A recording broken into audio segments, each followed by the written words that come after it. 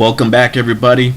If you remember from the ending of part 1, we were discussing children and the lack of play they were receiving from the schools and from their home. This problem is mirrored for adults, perhaps because we treat play as a luxury in adulthood too much. Stereotypes about inevitable intellectual decline as we grow older have been largely refuted by many studies. They suggest, as with children, given the appropriate stimulus, some mental abilities improve well into old age.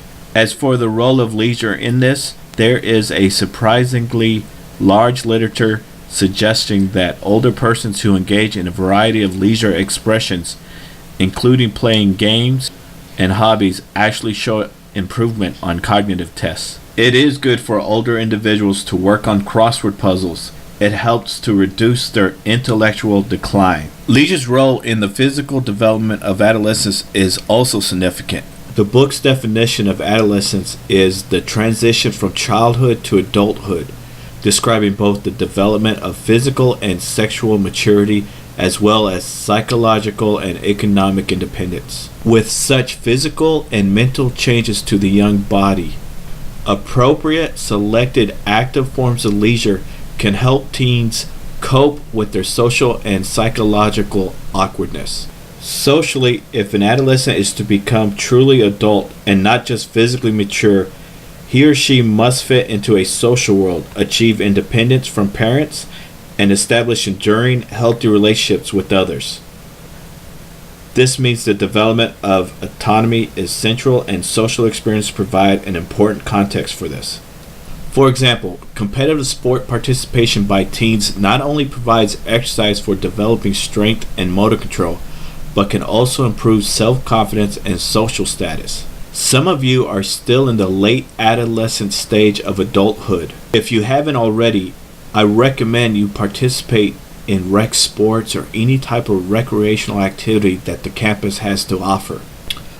While attending college, make friends, develop relationships, experience shared pastimes together, just like your teenage years.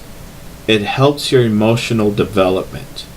Colleges and universities aid in this process by providing real-world simulations. For example, students can participate in politics through student government and in a profession through internships. Social events, spring break trips, hobby clubs, and other campus activities are crucial in increasing emotional maturity.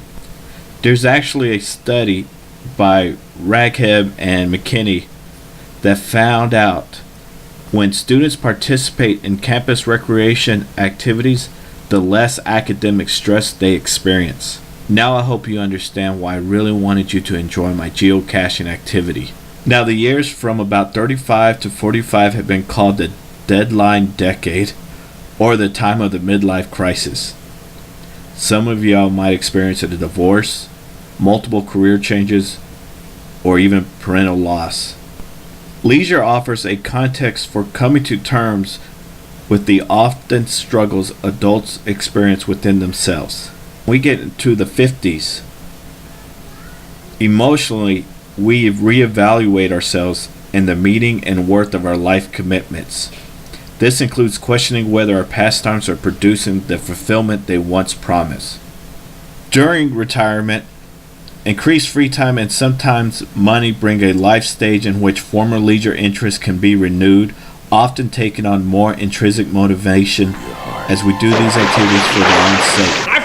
Yet, retirement can bring both positive and negative emotions. Some look forward to this life phase because they will have more time for leisure. Others worry they'll feel as loose ends without the structure of employment. Finally, although leisure itself is often considered an emotional state, it also plays a role in the development of positive emotions and in the maintenance of emotional health throughout life.